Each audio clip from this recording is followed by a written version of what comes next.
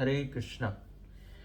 तो आप सबका स्वागत है आज की इस क्लास में। तो आज हम भगवद गीता का चौथे अध्याय का 7वां श्लोक चर्चा कर रहे हैं, जिसमें भगवान के इस भौतिक संसार में प्रकट होने के भगवान स्वयं कारण बता रहे हैं कि क्यों भगवान यहाँ पर आते हैं या कब कब आते हैं।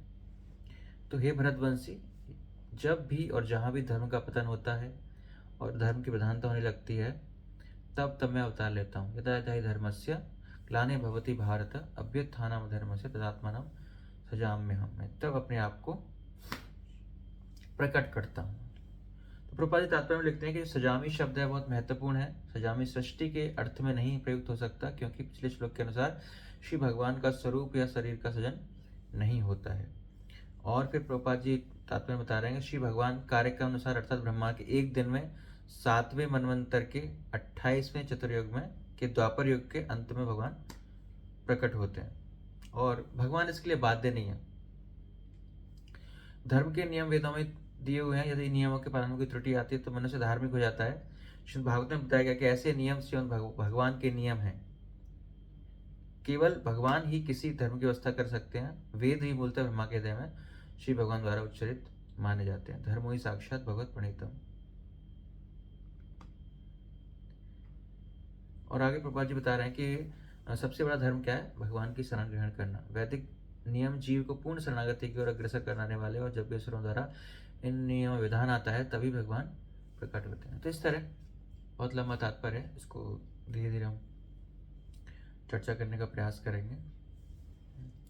तो भगवान का प्राकट्य होता है, और किसी न किसी कारणवश, क्या कारण है प्रभुपाद जी पहले बताते हैं कि भगवान जो प्रकट हो रहे हैं, प्रकट यानी अवतरित हो रहे हैं, है ना। किस प्रकार अवतरित भगवान होते हैं? अपनी आंतरिक शक्ति से, अपनी आह्लादनी शक्ति से भगवान स्वयं को प्रकट करते हैं। हम किसके कंट्रोल में है? हम भौतिक प्रकृति के, भगवान की जो बहिरंगा शक्ति है उसके कंट्रोल में है, और उसी के अधीनस्थ होकर हम प्रकट होते हैं, जन्म लेते हैं, मृत्यु होती है। तो हमारे सारे क्रियाकलाप, जो भी एक्टिविटीज हो रही हैं, वो भौतिक प्रकृति, जो भगवान की बाह्य बहिरंगा शक्ति है, उसके अंतर्गत सारे कार्य हो रहे हैं हमारे साथ। लेकिन भगवान प्रकट होते हैं अपनी अंतरंगा शक्ति के माध्यम से। भगवान बोल रहे हैं मैं प्रकट होता हूं। तो ये फर्क है, अंतरंगा शक्ति और बहिरंगा शक्ति। बहिरंगा शक्ति जो भौतिक जगत को से डील करती है, अंतरंगा शक्ति जो भक्तों से आध्यात्मिक जगत में जो डील करती है, उसको अंतरंगा शक्ति भगवान की कहते हैं। तो जिस प्रकार प्रभुपाद जी श्लोक की शुरुआत कर रहे हैं कि जो यहाँ पर जो सृजामी शब्द है वो बहुत महत्वपूर्ण है। सृजामी का अर्थ क्या है? कि भगवान जन्म नहीं लेते, है ना, बल्कि अपनी इच्छा से प्रकट होते हैं, है ना। जैसे इससे पिछले वाले श्लोक में 4.6 में भगवान को अजन्मा बोला गया है। अजन्मा मतलब जिनका जन्म नहीं होता। तो फिर जन्माष्टमी किसकी मनाते हैं? जन्माष्टमी मतलब श्री कृष्ण जन्माष्टमी, मतलब जो अष्टमी के दिन जन्म लिया भगवान ने, उसकी हम अष्टमी सेलिब्रेट कर रहे हैं। तो भगवान का जन्म ही नहीं होता तो क्यों अजन्मा? अजन्मा कैसे हो गए फिर? यदि भगवान का जन्म हो रहा है, अजन्मा है, तो जन्माष्टमी क्यों सेलिब्रेट कर रहे हैं? तो भगवान अवतरित होते हैं, और भगवान अपनी इच्छा से प्रकट होते हैं, और हम लोगों को इस भौतिक संसार में फोर्सफुली आना पड़ता है, कर्मों के बंधन के कारण, या कुछ हमारे ऐसे पाप कर्म, या कुछ भी ऐसे कर्मों के बंधन के कारण हमें इस भौतिक संसार में फोर्सफुली आना पड़ता है। हम चूज नहीं कर सकते कि कब जाऊंगा, कब वापस आऊंगा, नहीं चूज, हम चुनाव नहीं कर सकते, तो हम फोर्सफुली आते हैं। भगवान कैसे आते हैं? भगवान अपनी इच्छा से प्रकट होते हैं। ऐसा दिखने में एक जैसा लगता है कि भगवान भी जन्म ले रहे हैं, भगवान की माता ने भी गर्भ धारण किया और गर्भ के अंदर से भगवान प्रकट होते हैं। तो हमारे जन्म और भगवान के जन्म में अंतर क्या है? अंतर है कि भगवान फोर्सफुली नहीं आते। भगवान को फोर्सफुली किसी माता के गर्भ में जाने की आवश्यकता नहीं है। अपनी इच्छा से अपने माता पिता को चुनाव करते हैं, माता पिता को चूज करते हैं कि कौन से माता पिता के घर में जन्म लेना है। तो वो खुद चूज करते हैं किस स्थान पर मुझे जन्म लेना है, वो खुद चूज करते हैं। जीव नहीं कर सकता।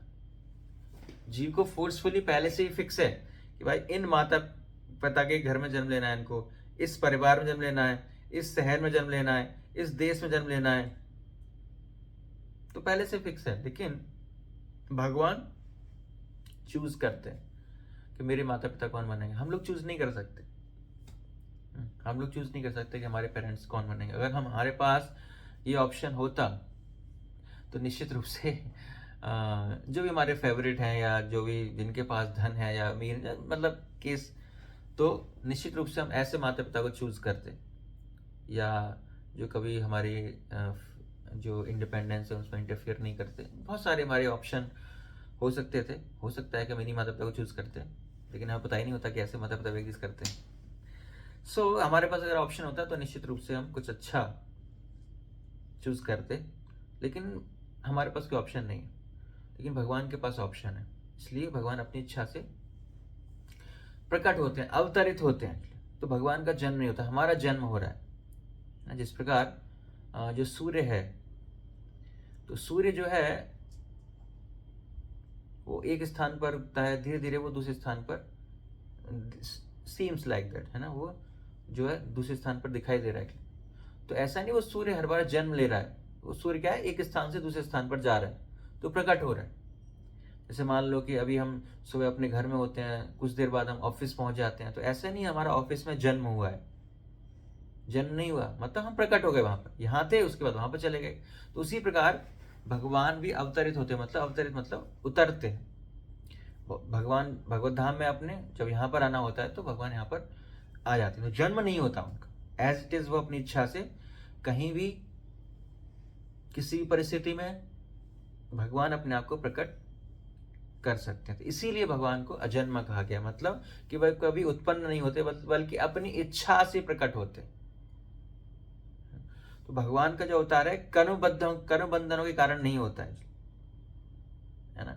जैसे हमारा जो जीवों का जो अवतार है, जो जन्म है, वो कर्म बंधनों के कारण है। लेकिन भगवान अपनी आत्म माया, मतलब भगवान की जो अंतरंगा शक्ति है, उसके माध्यम से भगवान प्रकट होते हैं। ऐसा नहीं है कि भगवान को भी कर्मों का बंधन लेना पड़ता है। जैसे कई बार हम लोग सुनते हैं कि अरे कर्मों के बंधन से कौन छूट चुका है ना।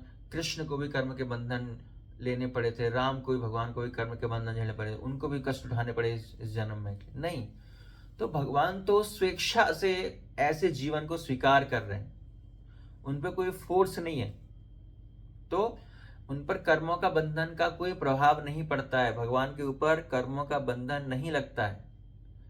अगर उन पर भी कर्मों का बंधन लग रहा है तो इसका मतलब क्या है, कर्मों का जो बंधन है, कर्म है, वो भगवान से ऊपर हो गया।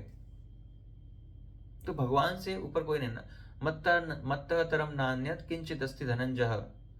भगवान कहते हैं कि अर्जुन से कि मुझसे, मेरे बराबर मुझसे ऊपर कोई नहीं है। तो कर्म भी नहीं हो सकता, बराबर भी नहीं, ऊपर तो बहुत दूर की बात है। तो इसलिए भगवान जो है अपने कर्मों के बंधन में नहीं फंसते।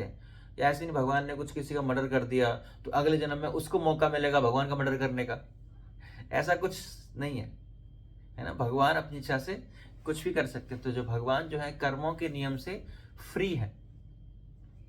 भगवान जो है कर्मों के नियम से वो बिल्कुल फ्री है। और स्वयं भगवान जो कृष्ण इस भौतिक संसार में प्रकट होते हैं, तो एक कल्प में या ब्रह्मा जी के एक दिन में वो एक बार आते हैं। जैसे प्रभुपाद जी क्लियरली मेंशन कर रहे हैं कि वो भगवान जो 28वां जो 7वां मनवंतर अभी चल रहा है, उसका जो 28वां चतुर्युग है ना। 14 मनवंतर होते हैं, और एक मनवंतर में लगभग 71 चतुर्युग होते हैं। तो 7वें मनवंतर के 28वें चतुर्युग के द्वापर के अंत में भगवान जो है प्रकट होते हैं। और हमने देखा कि भगवान जैसे अप्रकट होते हैं तो उसके बाद कलयुग धीरे धीरे स्टार्ट होने लगता है। तो द्वापर के अंत में प्रकट होते हैं। द्वापर युग जो होता है कितने साल का होता है, 8,64,000 साल का। तो भगवान लगभग 125 वर्ष रहे, तो बिल्कुल अंत समय में जो है भगवान जनरली प्रकट होते हैं। तो भगवान का फिक्स शेड्यूल है कि भगवान इसी युग में इसी स्वयं आएंगे। वैसे भगवान के अवतार बहुत सारे हैं, लेकिन ये फिक्स है कि इस 7वें मनवंतर के 28वें चतुर्युग में भगवान स्वयं आते हैं। जैसे कई बार किसी परिस्थिति में ऐसा होता है कि कई बार हम किसी अपने रिप्रेजेंटेटिव को भेज देते हैं किसी कार्य के लिए, लेकिन कई सारी ऐसी परिस्थितियाँ होती हैं कि हम खुद जाते हैं। अब उसी प्रकार भगवान का एक फिक्स शेड्यूल है कि इस समय वो प्रकट होंगे ही होंगे। और ये फिक्स नहीं है, ये ऑलमोस्ट फिक्स है, लेकिन फिर भी फिक्स नहीं है, क्योंकि भगवान इसको ब्रेक भी कर सकते हैं। भगवान बाध्य नहीं है कि नहीं मैंने नियम बना दिया तो मैं अब यहीं आऊँगा, ऐसा भगवान के लिए बाध्यता नहीं है। भगवान का मन है इच्छा है तो आएंगे, भगवान की इच्छा है तो नहीं आएंगे। तो इस तरह भगवान प्रकट होते हैं। और उद्देश्य क्या होता है भगवान का अवतरण का? प्रभुपाद जी कह रहे हैं उद्देश्य क्या है कि भगवान जो किसी उद्देश्य से आते हैं, ऐसे नहीं चलो घूमने चलते हैं वहां पे, नहीं, भगवान का कहीं भी जाने का पीछे कुछ ना कुछ उद्देश्य होता है। और जो जनरल उद्देश्य है, जो बहुत ही जनरल है, वैसे स्पेसिफिक भी बहुत हो सकता है। भगवान का बहुत एक स्पेसिफिक, किसी को मारने के लिए, किसी को बचाने के लिए, वो एक स्पेसिफिक हो सकता है। बट जनरली भगवान क्यों प्रकट होते हैं? धर्म की स्थापना हेतु। जब अधर्म बढ़ जाता है तो धर्म को फिर से स्थापित करने के लिए, धर्म के सिद्धांतों को फिर से स्थापित करने के लिए भगवान स्वयं प्रकट होते हैं। जिस प्रकार बहुत सारे भगवान के अवतार हैं, और कई अवतार हम देखते हैं, जैसे भगवान कृष्ण आते हैं, धर्म की स्थापना करते हैं भगवत्ता के माध्यम से, या बहुत अन्य अन्य असुरों का वध करके। भगवान राम आते हैं, राम राज्य की स्थापना करते हैं, धर्म की स्थापना करते हैं। नरसिंह भगवान आते हैं, अधर्म को मिटाते हैं, धर्म की स्थापना फिर से करते हैं। अभी कल की अवतार प्रकट होंगे, है ना, कलयुग के अंत में, तो वो क्या करेंगे? फिर से अधर्म इतना बढ़ जाएगा तो फिर से वो भी धर्म की स्थापना करेंगे। तो जितने भगवान के अवतार हैं जनरली हम देखा है उनको, तो जनरली मकसद क्या रहता है उनका? धर्म की स्थापना करना। अब प्रभुपाद जी बता रहे हैं कि धर्म होता क्या है ना, नहीं तो हम कंफ्यूज ही रहेंगे कि भाई धर्म की स्थापना तो करते हैं, लेकिन धर्म होता क्या, धर्म है क्या? तो प्रभुपाद जी क्लियर कर रहे हैं, श्रीमद् भागवतम से प्रभुपाद जी रेफरेंस दे रहे हैं और बोल रहे हैं कि धर्मो तो साक्षात भगवत प्रणीतम, धर्मम तो साक्षात भगवत प्रणीतम। धर्म क्या है? जो भगवत प्रणीतम, जो भगवान की वाणी है, जो भगवान के द्वारा निर्धारित किया गया है, जो भगवान ने बोला है, वही धर्म है। मतलब कहने मतलब क्या है कि भगवान ने जो ऑलरेडी बोल चुके हैं, भगवान अपनी वाणी को फिर से स्थापित करने के लिए आते हैं। भगवान तो धर्म के शास्त्रों के माध्यम से पहले बता चुके हैं, है ना, थ्योरेटिकल नॉलेज तो दे चुके हैं, लेकिन फिर से उसको प्रैक्टिकली अप्लाई करने के लिए भगवान बार बार इस भौतिक संसार में प्रकट होते हैं। तो धर्म क्या है? जो भगवान की वाणी है। और फिर प्रभुपाद जी कह रहे हैं कि ऐसे बहुत सारे भगवान के संदेश हैं, लेकिन उनमें भी जो सर्वोच्च धर्म है, जो सर्वोच्च संदेश है, जो भगवान की सर्वोच्च आज्ञा है ना, जो भगवान भगवद गीता के अंतिम श्लोक में बताते हैं, क्या बताते हैं? कि केवल उन्हीं की शरण ग्रहण करना, है ना। धर्म तो बहुत सारे हैं, और भगवान ने शास्त्र में बहुत सारे धर्मों की चर्चा की है, अन्य धर्म हो सकते हैं, लेकिन जो सबसे सर्वोच्च, सबसे उच्च, सबसे अच्छा धर्म जो है वो क्या है? भगवान की शरण ग्रहण करना है। तो ये सबसे बड़ा धर्म है। अगर हम धर्म की स्थापना फिर से करना चाहते हैं भगवान के आए बिना, तो हमें क्या करना चाहिए? हमें भगवान की शरण को ग्रहण करना है, हमें भगवान को सरेंडर करना है, भगवान की शरण में जाना है। और शरण में जाने का मतलब क्या? उनकी आज्ञा का पालन करना, उन्होंने जो बोला है उस पर अमल करना। तो ये कार्य वे हर युग में करते हैं, है ना। हर युग में भगवान प्रकट होते हैं, और हर युग में उनका जो उद्देश्य क्या होता है कि फिर से धर्म की स्थापना की जाए। और फिर प्रभुपाद जी जो भगवान का अवतार होता है उसके तहत कुछ चीजें मेंशन करते हैं कि जब भगवान कोई अवतार होता है तो क्लियरली शास्त्रों में मेंशन होता है ना। ऐसा नहीं कि कोई भी अपने आप को बोल दे कि मैं भगवान का अवतार हूं, नहीं। अगर है भगवान के अवतार तो उनका शास्त्रों में पहले से उद्धरण होगा, रेफरेंस होगा, पहले से शास्त्रों में बताया गया होगा। अगर शास्त्रों में उनका वर्णन नहीं है, इसका मतलब भगवान के अवतार नहीं है। और दूसरा, भगवान जब आते हैं, जैसे मैंने बताया, तो उनका एक मिशन पे आते हैं, एक उनका उद्देश्य होता है ना। जैसे भगवान बुद्ध आए थे तो उनका मिशन क्या था? कि अहिंसा स्थापित करना, अहिंसा का पालन करना, उनके सिद्धांत को, क्योंकि बहुत हिंसा कर रहे थे लोग पशु पक्षियों के प्रति, तो उनका उद्देश्य क्या था कि अहिंसा को सर्वोपरि बताना, अहिंसा को स्थापित करना। तो ये उन्होंने बताया। तो मिशन होता है, उद्देश्य होता है हर अवतार का। पहले मैंने बताया क्या कि उनका शास्त्र में वर्णन होता है। अगर शास्त्र में वर्णन नहीं है, इसका मतलब शास्त्रों के द्वारा सैंक्शन नहीं है, तो भगवान के अवतार फिर नहीं माने जाएंगे। और स्थान, जैसे मैंने बताया कि शास्त्र में उनका वर्णन होता है किस स्थान पर भगवान प्रकट होंगे।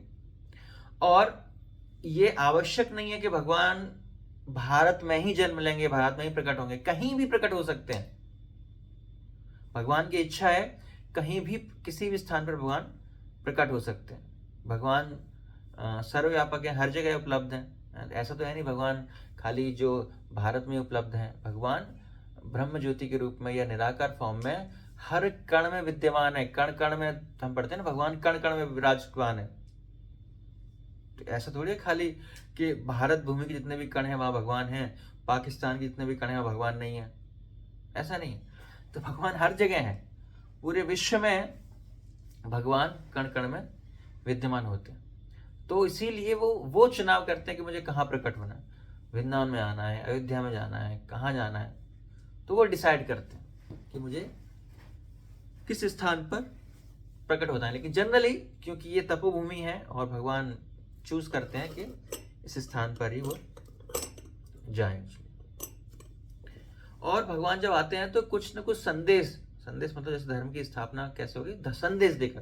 तो भगवान को संदेश देते हैं। और संदेश कैसे देते हैं, वो स्तर के अनुसार संदेश देते हैं। जैसे लोगों का स्तर रहेगा उसके हिसाब से भगवान संदेश देंगे। कम पढ़े लिखे लोग हैं, ठीक लोग नहीं, तो भगवान थोड़ा कम नॉलेज देंगे, उनको सरल चीज बताएंगे। जो ज्यादा ज्ञानवान है उसको ज्यादा और कुछ कॉम्प्लिकेटेड चीज बताएंगे भगवान उनको। तो व्यक्ति के हिसाब से, जैसे अर्जुन को ज्ञान दिया है ना, क्योंकि वो परफेक्ट श्रोता है, वो हर चीज को समझ सकते हैं, निखार कर सकते हैं, तो हर चीज भगवान ने उनको बताई।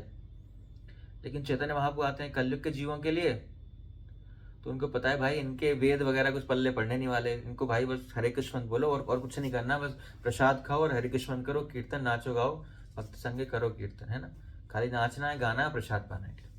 तो वो सरल विधि बताते हैं कि भाई, क्योंकि उनको पता है कि हमारा स्तर बहुत गिरा हुआ है ना, हम वेद पाठ कहाँ पढ़ पाएंगे, हमें तो कुछ ज्ञान है ही नहीं। तो इसलिए ऑडियंस के हिसाब से भगवान जो है संदेश देते हैं। जनरली जो भगवान के अवतरण का, जैसे मैंने बताया कि जो सामान्य उद्देश्य होता है कि हर व्यक्ति को कृष्ण भावनावित बनाना, मतलब धर्म की स्थापना करना। धर्म का पालन करना मतलब कि हर व्यक्ति कृष्ण ओरिएंटेड है, मतलब भगवान सेंटर्ड है ना, उसके जीवन में भगवान है। तो जनरली भगवान सिद्धांत का पालन करने वाला होता है कि हर व्यक्ति वो भगवान के अंतर्गत हो पाए। तो ये कुछ अवतरण के कुछ सामान्य चीजें हैं कि ये चीजें जब भगवान अवतारित होते हैं तो ये कंसर्न होते हैं उस समय। दूसरा जिससे हमने डिस्कस किया कि अधर्म जब बढ़ता है ना, तो अधर्म के बहुत सारे स्वरूप हो सकते हैं, है ना। केवल हिंसा या अपराध करना, किसी को मारना, यही खाली अधर्म नहीं है। अधर्म के बहुत सारे रूप हो सकते हैं, जैसे मान लो झूठ बोलना है, ये भी अधर्म है। और लालच करना है, माया का प्रभाव है, भ्रष्टाचार है, तो ये सब क्या है, ये सब अधर्म ही है। तो अधर्म के बहुत सारे रूप हो सकते हैं, ग्रॉस फॉर्म में हो सकता है, सटल फॉर्म में हो सकता है, तो बहुत सारे रूप हो सकते हैं। और जब धर्म के नाम पर अधर्म फैलने लगता है ना, मतलब धर्म में भी इंसान अधर्म अपना कुछ फायदा ढूंढ लेते हैं। होता है ना, कई लोग धर्म के आड़ में आके गलत काम करते हैं। तो जब इतना फैलता है तो भगवान अपने आप को अवतारित लेते हैं, भगवान प्रकट होते हैं और फिर एक तरफ से सफाया करते जाते हैं। तो भगवान खुद भी आ सकते हैं धर्म के नियमों का पालन करने के लिए, और कभी कभी भगवान क्या करते हैं, अपने प्रतिनिधियों के माध्यम से भी धर्म की स्थापना कर सकते हैं। भगवान कभी कभी स्वयं ना आकर, कभी कभी कभी क्या करते हैं, शुद्ध भक्तों को भेजते हैं, आचार्य को भेजते हैं, संतों को भी भेजते हैं कि आप जाओ और धर्म की स्थापना करो। जैसे कई बार मैं उदाहरण देता हूँ कि हम सब भगवान की संतानें हैं और हम भगवान से रूठ कर, गुस्सा होकर या उनको ब्लेम कर कर या लड़ कर, लड़ाई कर कर हम इस भौतिक संसार में आ चुके हैं। तो जैसे मान लो कि कोई माता पिता हैं और उनके बच्चे हैं, तो उनसे घर छोड़कर वो चले जाते हैं। तो क्या करते हैं, माता पिता खुद भी समझाते हैं उनको पहले कि ऐसे नहीं जाते, आप वापस आ जाओ, तो खूब समझाने का प्रयास करते हैं। लेकिन कई बार क्या होता है कि माता पिता की वो लोग बच्चे नहीं मानते, तो माता पिता क्या करते हैं, किसी थर्ड पर्सन को भेजते हैं कि मैं, मेरे समझ से तो नहीं आ रहा, वो आप जाके समझाओ, शायद वो आ जाए। तो उसी प्रकार भगवान खुद भी आते हैं और साथ ही साथ क्या करते हैं, अपने शुद्ध भक्तों, आचार्यों और बाकी साधुओं को भेजते हैं कि भाई जाओ, उसको समझाओ, वो कितने सालों से सड़ रहा है अकेले वहां पर, वो खुशी ढूंढ रहा है, नहीं मिलेगी उसको खुशी, केवल दुख ही दुख मिलेगा। तो भगवान खुद भी समझाते हैं। अगर हम भगवान के माध्यम से हम लोग समझ नहीं पाते हैं, तो साथ ही साथ वो क्या करते हैं, एक ऑप्शन और लेके चलते हैं भगवान कि थर्ड पर्सन को लेके भेजते हैं, शायद वो समझ जाएगी। जिस प्रकार प्रभुपाद जी है ना, इस दुनिया में आते हैं, भौतिक संसार में प्रकट होते हैं और पूरे विश्व में कृष्ण भावना का प्रचार करते हैं। और प्रभुपाद जी के बहुत सारे शिष्य हैं, शुद्ध भक्त हैं, जो आ रहे हैं केवल हम जैसे जीवों का उद्धार करने के लिए आ रहे हैं। तो प्रभुपाद जी खुद एक बार एक लेक्चर में कहते हैं कि मैं इस भौतिक संसार में आना नहीं चाह रहा था, भगवान ने बोला कि आप जाओ, प्रचार करो वहां जाके। तो प्रभुपाद ने मना कर दिया कि नहीं, मैं नहीं जाऊंगा, मैं माया में फंस जाऊंगा, है ना, बहुत गंदी माया, मैं फंसने के पूरे चांस, मैं नहीं जाऊंगा। तो भगवान श्योर करते कि नहीं, आपको माया टच नहीं करेगी, आप जाओ। तब फिर प्रभुपाद जी जो है इस भौतिक संसार में प्रकट होते हैं और हम जैसे बद्ध जीवों का उद्धार करते हैं। और निश्चित रूप से अगर प्रभुपाद नहीं होते, उनके द्वारा ये भक्ति जो आंदोलन है शुरू नहीं होता, तो निश्चित रूप से हम भी आज यहाँ पर बैठकर इस भगवद गीता को चर्चा नहीं कर रहे होते। सैटरडे नाइट कहीं और ही होते, है ना, आप समझदार हो कहाँ होते। तो निश्चित रूप से किसी भी, हम भी अधर्म का पालन कर रहे होते, कोई अच्छा रास्ता नहीं पता होता हमको, या अगर बाई चांस अगर पायस होते भी, तो कहीं ऐसी किसी ऐसे गुरु के चक्कर में फंसे होते और कुछ ही पालन कर रहे होते, कुछ ज्ञान नहीं होता। लेकिन ये तो प्रभुपाद जी की कृपा है, जिसकी वजह से हम जो सही सिद्धांत है, सही फिलॉसफी में हम लोग कदम रख रहे हैं, उसको सीख पा रहे हैं और एक सही विधि का पालन कर रहे हैं, है ना, इतनी अच्छी विधि का पालन हम कर रहे हैं। तो ये प्रभुपाद जी की कृपा है, प्रभुपाद जी की विनम्रता है कि वो आते हैं इस भौतिक संसार में हम जैसे बद्ध जीवों का उद्धार करने के लिए। तो भक्त भी आते हैं प्रचार करने के लिए, और भगवान, जैसे मैंने बताया कि शास्त्रों को भी भगवान प्रमोट करते हैं कि शास्त्र ज्यादा से ज्यादा सरल भाषा में लिखे जाएं, जिस उससे भी धर्म की स्थापना हो सकती है ना। जिस प्रकार भगवान ने भगवद गीता का ज्ञान दिया, तो वो भी धर्म की स्थापना के लिए, है ना। ऐसा नहीं है कि वो जो ज्ञान है वो अर्जुन तक सीमित रह गया, नहीं, वो जो ज्ञान है वो रिटेन फॉर्म में आज भी जीवित है और करोड़ों लोगों तक वो ज्ञान पहुंच रहा है। तो भगवत गीता के माध्यम से भी धर्म की स्थापना हो रही है, तो वो भी भगवान का एक्सपेंशन है, भगवान का ही अवतार है।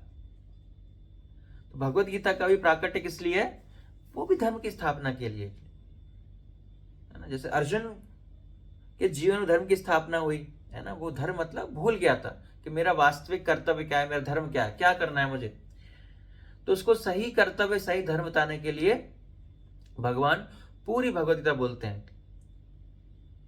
और पूरी भगवत गीता में बहुत सारे धर्मों के सिद्धांत बताए गए हैं। तो भगवान धर्म की स्थापना करने के लिए खुद भी आ सकते हैं, दूसरा साधुओं को भी भेज सकते हैं, अपने शुद्ध भक्तों को भी भेज सकते हैं, तीसरा शास्त्रों के माध्यम से भी, है ना, जो लिटरेचर्स हैं उनके माध्यम से ही भगवान जो है सिद्धांतों की, धर्म की स्थापना वो कर सकते हैं। तो इस तरह तात्पर्य प्रभुपाद जी इन चीजों को वर्णन कर रहे हैं एक्चुअली। तो अगर हम आज के समाज में देखते हैं तो अधर्म निश्चित रूप से फैल रहा है, तो क्या हमें आज के समाज में कुछ अधर्म की वृद्धि दिखाई देती है, या किस किस फॉर्म में हमें अधर्म दिखाई देता है? कोई बताना चाहेगा किस किस फॉर्म में हमें अधर्म दिखाई देता है, या क्या आपको लगता है अधर्म बढ़ रहा है या नहीं बढ़ रहा है? अधर्म बढ़ रहा है भी नहीं बढ़ रहा, या किस किस फॉर्म में आपको अधर्म दिखाई दे रहा है? अंजलि माता जी।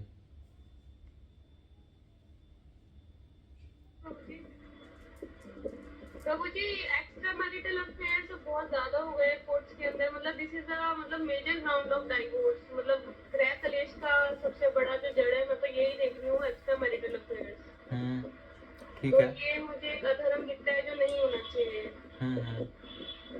ठीक है, और किसी फॉर्म में अधर्म दिखाई दे रहा है हमको? प्रभु जी, जो हिंसा हो रही है, हिंसा हो रही है प्रभु जी। हिंसा हो रही है। निर्दोष लोगों पर जो हिंसा हो रही है, उनकी हत्या हो रही है। निर्दोष लोगों पर, है ना, उन पे गोलियां चलाई जा रही हैं, उनकी हत्या हो रही है, नेसेसरी इधर बढ़ रहा है। ठीक है, और पूर्णिमा माता जी। प्रभु जी, हरे कृष्णा प्रभु जी।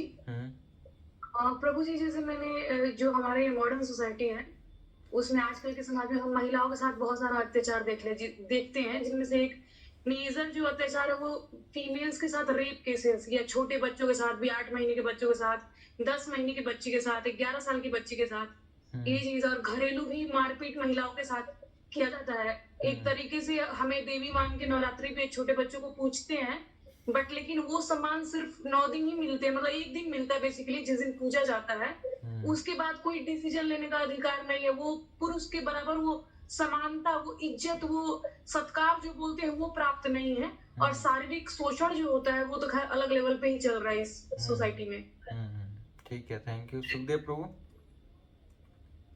कोई कम देख रहे हैं कि हर गली में बाहर में ठेके खुल रहे हैं बहुत सारे। वो भी एक अदम बढ़ने का काम बन रहा है। वो पीते हैं दारू, तो वहाँ पे लड़ाई झगड़े भी हो रही है। तो अधर्म बढ़ रहा है, और कोई किस फॉर्म में अधर्म बढ़ रहा है? ये करप्शन बहुत हो रहा है, पैसे चोरी, करप्शन बहुत हो रहा है। हाँ, तो चोरी लोग शॉर्टकट, है ना, तरीका अपनाना चाह रहे हैं। कोई मेहनत नहीं करना चाह रहा है। मेहनत करके 30-35 हज़ार कमाएगा, एक महीने मेहनत करेगा, 10 घंटे जॉब करेगा बेचारा, है ना, बाकी 30-35 हज़ार एक झटके में आ जाएंगे उसके, एक रात में 35 हज़ार आएगा, बाकी आराम से रेस्ट करेगा वो। तो और किस फॉर्म में अधर्म बढ़ रहा है? हरे कृष्णा प्रभु जी। प्रभु जी, ऐसा भी है कि जो लेडीज लोग हैं अपनी फेमिनिटी को यूज करके मेल के अगेंस्ट भी वो भी कह रहे हैं। तो ये भी एक अधर्मी है। हाँ, तो मतलब जिसका चांस पड़ता है वो दूसरे व्यक्ति को शोषण कर रहा है, एक तरह से देखा जाए तो। जो भी मतलब हावी हो जाए, जो जिसका चांस पड़ जाए। और किसी फॉर्म में अधर्म है? हरे कृष्णा प्रभु जी। हरे कृष्णा। प्रभु जी, जैसे व्यभिचार है, मांसाहार है, इस फॉर्म में बहुत ज्यादा अधर्म बढ़ रहा है इस टाइम पे। यस प्रभु। और कोई भक्त? माता जी, आप नाम क्या लिखा होगा आपका?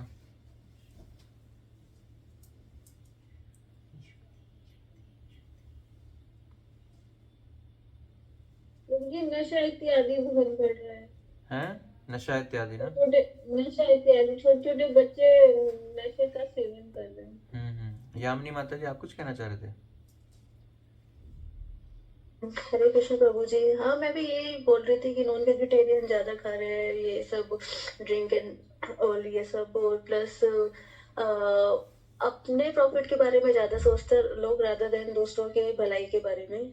तो यही भी एक तरीके का, किसी के साथ क्राइम करना या झूठ बोलना है, किसी को ऐसे लूटपाट करना, वो भी एक तरीका का धर्म ही है। ठीक है, और किसी फॉर्म में दिखाई देता है? राजनीतिक फॉर्म में, है ना, लोग अपनी पोस्ट पोजीशन का क्या कर रहे हैं, गलत इस्तेमाल कर रहे हैं, है ना। उनको जो पोजीशन दी गई है वो किसके लिए दी गई है? वो भगवान की सेवा के लिए, जनता की सेवा के लिए दी गई है, लेकिन वो उसको अपने सेंस ग्रेटिफिकेशन के लिए उसको यूज़ कर रहे हैं। तो उनका रिएक्शंस, हर चीज़ के रिएक्शंस हैं, है ना। हिंसा बढ़ रही है, धर्म के नाम पर राजनीति, ऐसे बहुत सारे, ये सब क्या है, सब अधर्म के लक्षण है, धर्म के रूप हैं। धीरे धीरे क्या हम खुद देख रहे हैं, है ना, हम खुद देख रहे हैं कि धीरे धीरे अधर्म बढ़ रहा है, घट कम हो रहा है।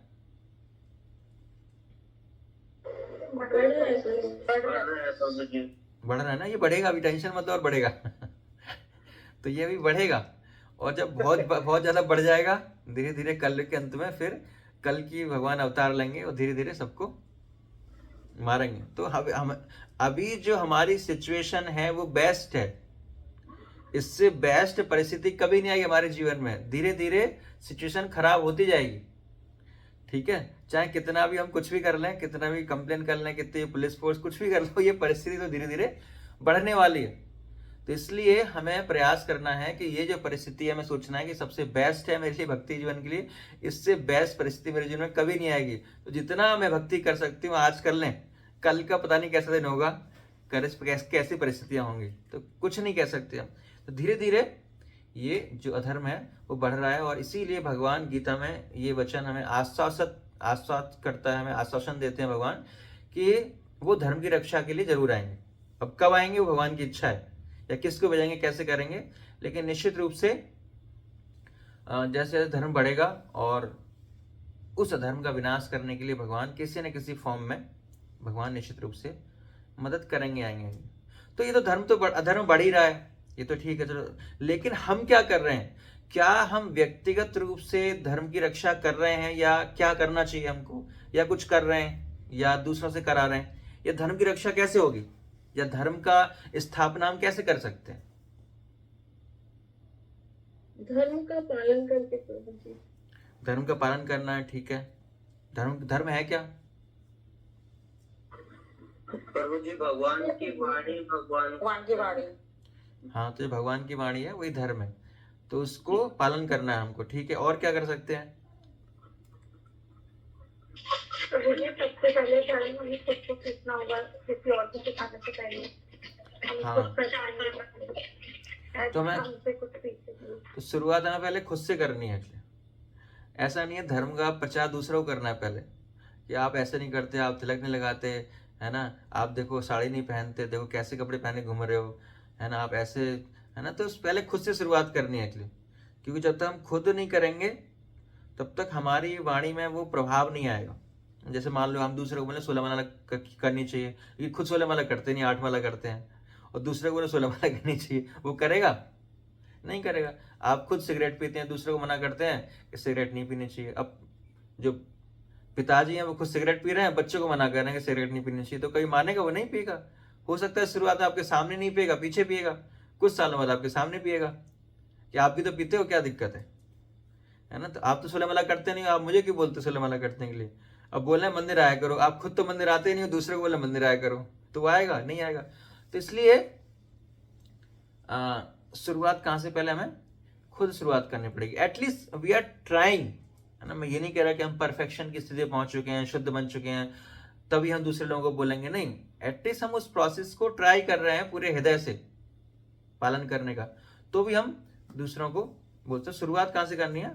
हम अपने आप से शुरुआत करनी है। और क्या कर सकते हैं धर्म की रक्षा के लिए?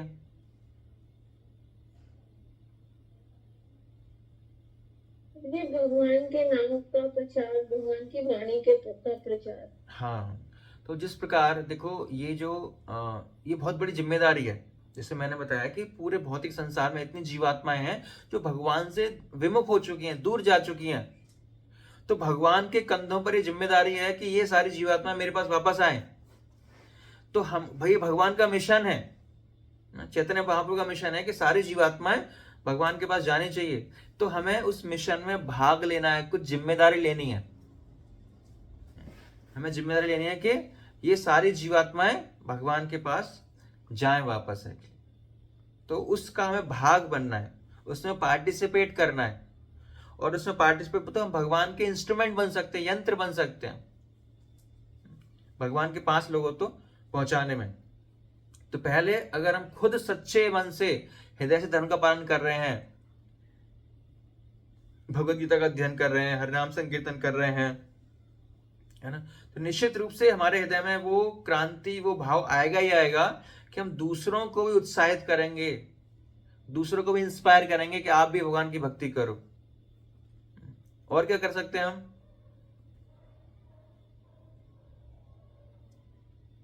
किस प्रकार हम धर्म की पालन कर सकते हैं, रक्षा कर सकते हैं, या क्या कर रहे हैं हम?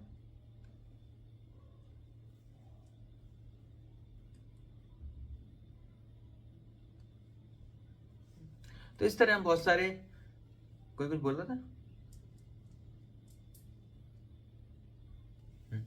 तो इस तरह हम प्रयास कर सकते हैं कि जो कुछ भी हम सीख रहे हैं, कर रहे हैं, तो धीरे धीरे पहले हम खुद स्ट्रांग बने और खुद सच्चे हृदय से, सच्चे मन से, विदाउट एनी फोर्स, कुछ ऐसा बोझ लिए ना करें, चीज़ों को अपने हृदय से करें, क्योंकि अगर बोझ मान के करेंगे तो ज़्यादा लंबे समय तक उनको हम नहीं कर पाएंगे।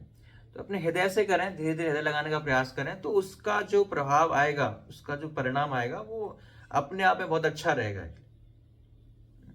तो ये कृष्ण की सेवा है, भगवान की सेवा है। भगवान की सेवा क्या है कि उनसे जो जीवात्माएं दूर हो चुकी हैं, ये भगवान का मिशन है, भगवान इसी के लिए आ रहे हैं, है ना। तो हमारा काम क्या है कि भगवान के कार्य को आसान करना, है ना। भगवान को ज्यादा तकलीफ, देखो भक्त का भाव क्या रहता है कि भगवान को ज्यादा टेंशन नहीं देनी है ना। भगवान की सारी टेंशन हमको खुद लेनी है एक्चुअली। भगवान की टेंशन क्या है, सारी जीवात्माएं भगवान के पास जाए एक्चुअली, इसीलिए भगवान आ रहे हैं इस संसार में, तो क्यों आएंगे, है ना। हम उनके संतान हैं, हम उनके जी अंश हैं, इसीलिए भगवान प्रेमवश भौतिक संसार में बार बार आते हैं, चलो भाई चलो चलो।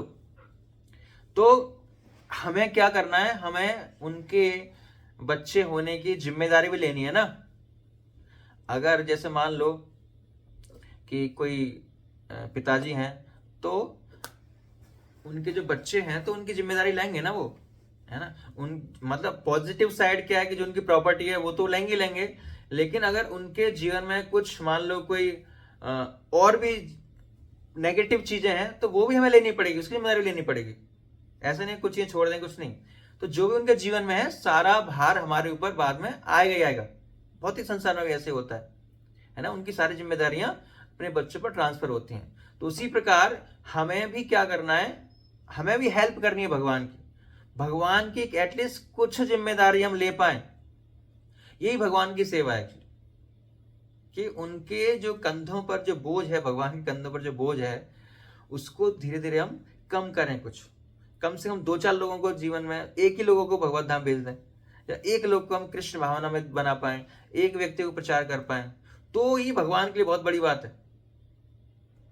तब फिर हम भगवान कृष्ण की ये वास्तविक सेवा देख सकते हैं कि ये वास्तविक सेवा है। इस तरह भगवान की वास्तविक सेवा कर सकते हैं।